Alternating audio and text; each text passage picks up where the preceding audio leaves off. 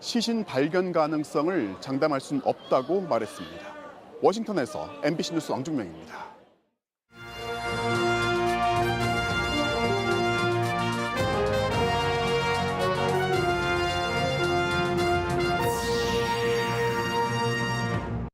병원에서 태어난 뒤 출생 등록도 없이 사라진 아기들이 충북에도 80명에 이릅니다. 개인정보 접근 제한에 막혀 지역에서 당장 할 수 있는 일이 없습니다. 청주공항의 하반기 국제선 운항이 코로나 이전 수준을 넘어설 전망입니다. 청주공항이 거점인 에어로케이도 첫 정기 국제선 예매에 들어갔습니다. 충주호 일대 생태자연도 등급이 하향 조정됐습니다. 관광개발 차질을 우려했던 충주시와 충청북도의 이의제기로 1년여 만에 조정됐습니다. 시청자 여러분 안녕하십니까? 계속해서 충북 소식입니다. 병원에서 출산만 하고 출생 등록 없이 사라진 아기가 충북에서도 2015년부터만 80명에 육박한 것으로 나타났습니다. 당장 조사를 하고 싶어도 한동안은 기다릴 수밖에 없습니다. 이유가 무엇인지 이지현 기자가 보도합니다.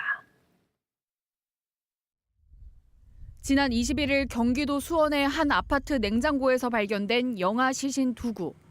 각각 4년 전과 5년 전 태어났지만 출생 신고가 되지 않은 상태였습니다. 경남 창원에서는 태어난 지 70여일밖에 안 된 아기가 영양결핍으로 숨진 사실도 드러났습니다. 모두 감사원이 보건복지부에 대해 벌인 정기감사 과정에서 뒤늦게 밝혀진 일입니다. 2015년부터 8년 사이 감사원이 확인한 무등록 아동은 전국에 2,236명, 1%인 23명만 확인했는데 5명이 죽거나 버려진 사실이 드러났습니다. 이렇게 병원 출생 직후 출생 등록 없이 사라진 아기는 충북에도 79명. 아직 조사가 이루어지기 전이라 어떻게 된 건지는 아무도 모릅니다. 앞으로 신생아 임시, 신생아 번호만 존재하는 모든 아동에 대하여 경찰청, 질병청, 지자체와 합동으로 전국적인 전수조사를 실시할 계획입니다. 정부가 전수조사 방침을 밝혔지만 개인정보 접근 제한 때문에 당장 가능한 일은 아닙니다.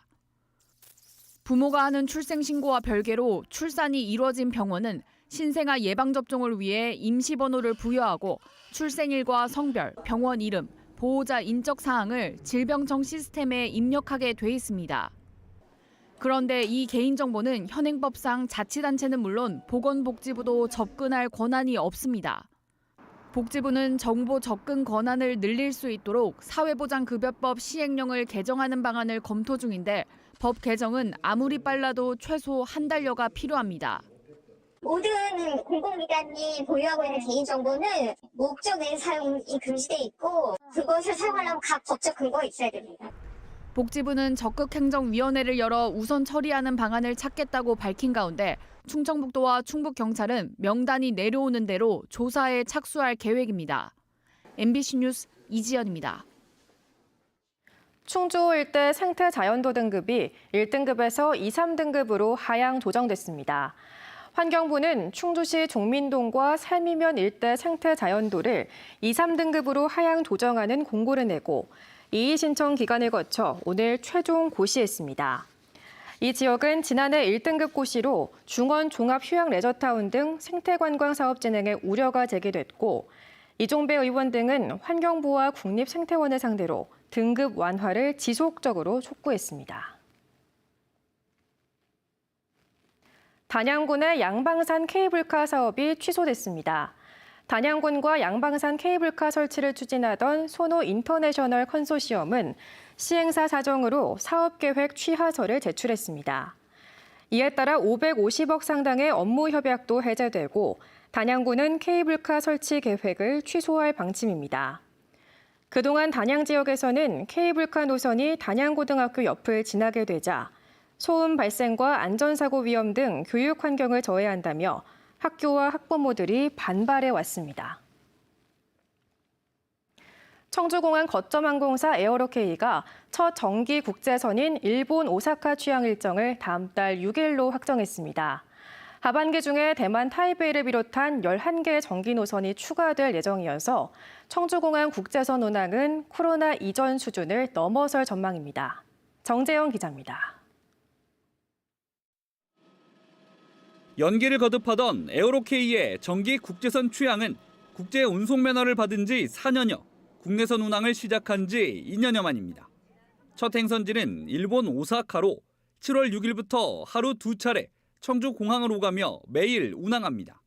에어로케이는 취항일을 확정한 어제 오후부터 취항 특가를 적용한 항공권 예매를 시작했습니다. 에어로케이가 이번에 오사카를 취항을 하면서 청주공항에 수요가 없는 게 아니고 그동안에 공급이 없었기 때문에 이제 수요가 못 쫓아왔다. 그리고 청주공항이 그만큼 매력적인 공항이다. 이런 거를 꼭 증명해내고 싶습니다. 현재 청주공항에 운항 중인 정기 국제선은 베트남과 태국, 중국, 일본까지 4개 나라 5개 노선. 에어로케이의 합류로 일본 오사카 노선은 티웨이와 에어로케이가 경쟁을 벌이게 됐습니다. 에어로케이 취항을 기점으로 하반기엔 청주공항으로 가는 국제 항공편이 대폭 늘어날 예정입니다. 전세기 운항이 확정된 7월 부정기 노선만 몽골과 일본, 중국과 베트남까지 4개입니다. 정기 노선도 대만 타이베이에 항공사 3곳이 잇따라 취항을 예고하고 있고 일본과 중국, 몽골과 마카오 노선이 연말까지 줄줄이 예정돼 있습니다. 계획대로라면 청주공항 국제 정기 노선은 중복 포함 7개 나라 16개로 확대됩니다. 연말까지는 7개국 16개 노선으로 코로나19 이전 대비 114%로 확대될 것으로 예상하고 있습니다. 국제선 확대 계획에 따라 청주공항의 수건인 슬롯 확보 문제는 더욱 시급해졌습니다. 17 전투비행단과 활주로를 같이 쓰는 청주공항의 민항기 이착륙 가능 횟수는 주말에도 시간당 7회로 묶여 있습니다. 17전비에 2028년까지 F-35 스텔스기 20대가 더 들어오면 민항기 슬롯이 더 줄어 공항 활성화에 걸림돌이 될 수밖에 없습니다. 20대의 항공기가 와서 우리 활주로를 또 쓰게 되는 상황이 온다면 충청북도가 쓸 수 있는 독자적인 활주로를 하나 더 놔달라고 제가 앞장서 싸우게 될 것입니다.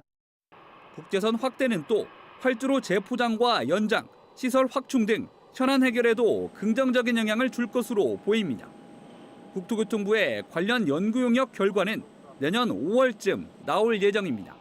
MBC 뉴스 정재영입니다. 충청북도 장애인체육회가 이사회를 열고 김태수 전 정무보좌관을 신임 사무처장으로 심의 의결했습니다.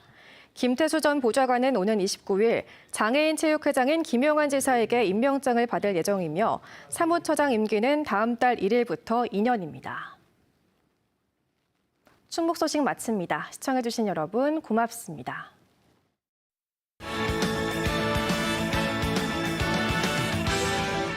금요일 밤 스포츠 뉴스입니다.